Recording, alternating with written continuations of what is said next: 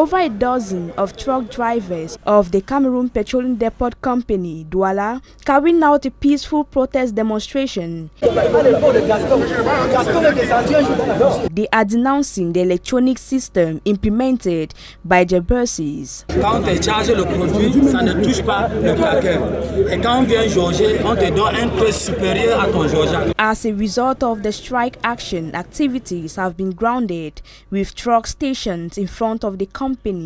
The aggrieved drivers say they have tried discussing the difficulties with officials, however, they were given a deaf ear. Parce que tel que j'ai vu la réaction du texte de Scdp, ça donne l'impression qu'ils ne sont pas avec nous. Another major concern raised by the truck drivers is the fact that they have nowhere to park their vehicles. This decision is greatly contested by the drivers who say it is exposing them to security threats. Chacun s'est porté garant et responsable que, comme je n'entre pas dans le dépôt, j'assume tout ce qui peut arriver. Attempts to get to authorities of the Cameroon Petroleum Depot Company were in vain.